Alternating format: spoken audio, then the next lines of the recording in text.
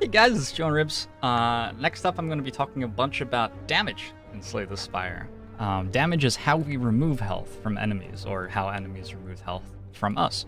So, let's talk about some of this stuff. We're getting raked by this guy, and the next turn we're going to kill him.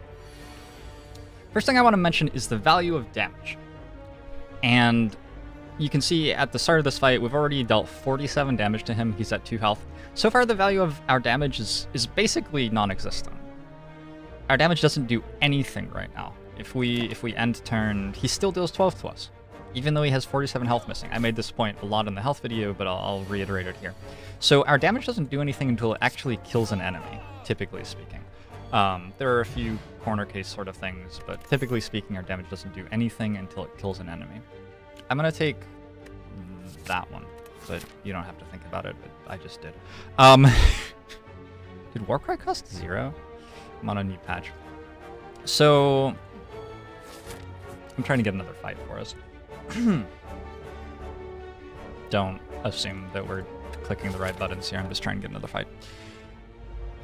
Okay, this is a great fight to talk about. So in this fight, I can output 21 damage this turn. I can choose who to deal that damage to, right? Now, we have to decide who we're dealing damage to, given that our damage doesn't count for anything unless it kills an enemy. Neither of these guys is actually attacking us here, so I want to talk about a few options. One option is we kill Little Slime and deal 9 to Big Slime. That's a perfectly good option. That's sort of the sensible thing to do. This guy's dead, and that guy's as close to dead as possible. Seems obvious. Another thing we can do, and this is something you should think about, is these guys don't always attack, so next turn one of them may not actually be dangerous to our health. So we can play this line. I'm just going to play it so you can see what happens. End the turn. We've now set up to kill the one that's important next turn, because this one might not be important this turn, and this one might not be important this turn. This one's the one that's important this turn. So we bash strike it, and we come out of the combat with 0 damage taken, assuming that we get a reasonable hand next turn. So damage is very difficult and somewhat nuanced to work out where it's meant to be going and what exactly it's doing. Even though dealing 21 to this didn't kill it, it was actually a reasonable line, and there will be times where that line is actually much better than a line where you kill an enemy outright. There are times when you actually want to take damage from the other enemy in order to put yourself in a situation where you can kill the most dangerous thing next turn. But generally speaking, we want to use our damage to kill the most dangerous thing first, and then the next most dangerous thing, and the next most dangerous thing. Obviously, if the most dangerous thing has 300 hit points and the second most dangerous thing has 15, we probably kill the one with 15, but that's the sort of general idea. I wanna just conceptually... I'm not going to draw things on screen for these, I'm sorry, I just don't have enough time or willpower. But conceptually, I want you to think about a fight with 3 enemies, and let's say that the 3 enemies on average are dealing 2 damage to us, and our deck on average has like 15 block every turn. So we're taking 30 damage from those 3 enemies, we have 15 block. A lot of people get really excited about AoE, because there are 3 enemies, and it's like, oh, we can kill 3 enemies, this is awesome. And sometimes AoE can be really good. If you get a Whirlwind or Noxious Fumes, these cards are incredible. If you build around them, they can wipe entire fights without you being at any risk of taking damage. That's great. But in this situation we've just described, where there are 3 enemies and each of them's attacking us for 10 damage, and we generate 15 block every turn, we're just like assuming the decks and enemies are constant.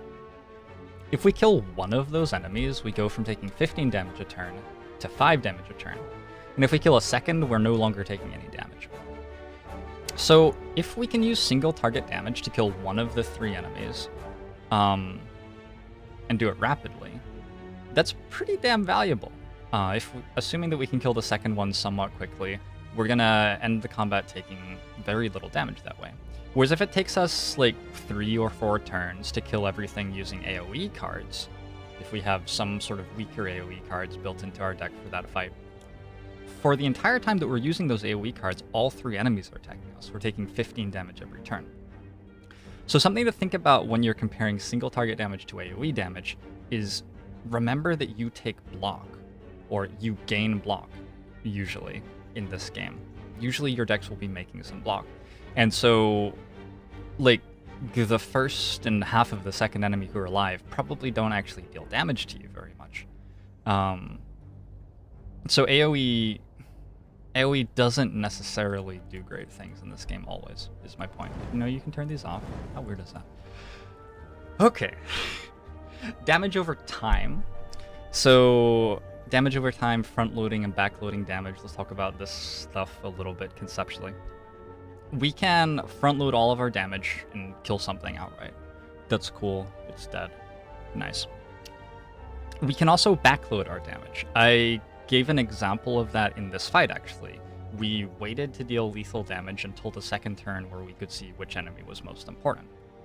So backloading damage conceptually is waiting to get more information about what you're worried about until you decide to kill it. Backloading damage can also be valuable if it lets you deal more damage. So say on the first turn, man, there's a Silent Rare, which is a great example of this. It makes your attacks deal 2 damage on the next turn. I don't think it's a good card, but it's exactly what I'm talking about, where I'm choosing not to deal as much damage as I could maybe on the first turn to set up to deal more damage on the second turn.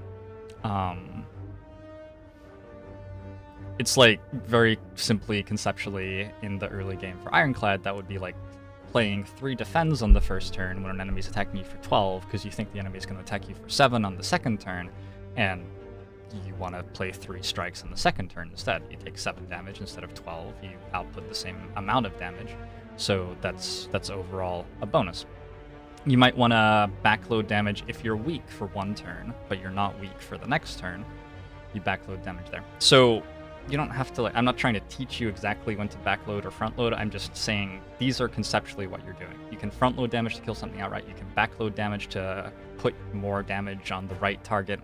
And you can also think about damage over time. So there are some cards which you play and they cause you to gain strength every turn, or they cause you to give the enemy poison, and poison slowly deals damage. And these damage over time cards reward you for getting them in play and then defending yourself. So that's another thing to consider. Alright, damage can come from cards, damage can come from potions, damage can come from relics, and a really important thing to think about is damage is just one part of the game, and some cards only deal damage. Strike only deals damage. Compare that to Pommel Strike. Pommel Strike deals damage and draws a card. Bash only deals damage. Deals a lot of damage because of vulnerables as well, but it basically only deals damage. You can pick up relics which deal damage for you. You can kill things with potions. In general, I've found that decks are strongest when their cards don't only deal damage.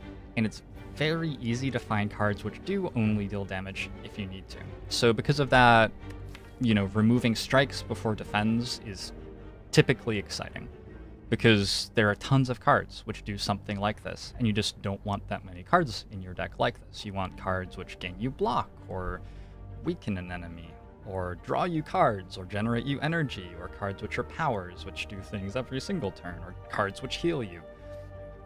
These cards often deal damage as well, but they also do other stuff which is very beneficial to you. So if you can lower the number of cards which only deal damage in your deck, and in general, when you're looking at a card and thinking about whether to put it in your deck, if it only deals damage, it probably isn't that good.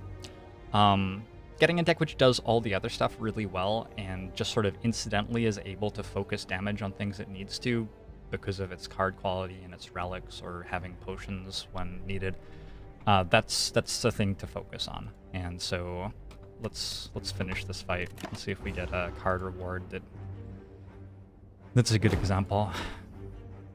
We are wounded. Ironically, we got wounded by not taking damage. none of these is a good example, really. But we can talk about Clothesline, I guess. So Clothesline deals damage and it applies Weak. Weak makes us take less damage from the enemy. It's way cooler to play one Clothesline in a turn than to play 2 strikes because of this Weak. That's an extra valuable thing. Also, if our deck is like drawing a bunch of cards and stuff, being able to keep an enemy weak all the time makes it so they deal 25% less damage with attacks. So if we could like put a Clothesline in our deck and take all the strikes out, we could like play Bash one turn and Clothesline the other turn and have Defend up, and the enemy would always be vulnerable and weak and would always be blocking. That would be way cooler than like, you know, just playing these mediocre strikes. Okay. Cool. I have attempted to talk a lot about damage. I hope that this gives you some idea about all of the different things I'm thinking about with damage. Let's move on.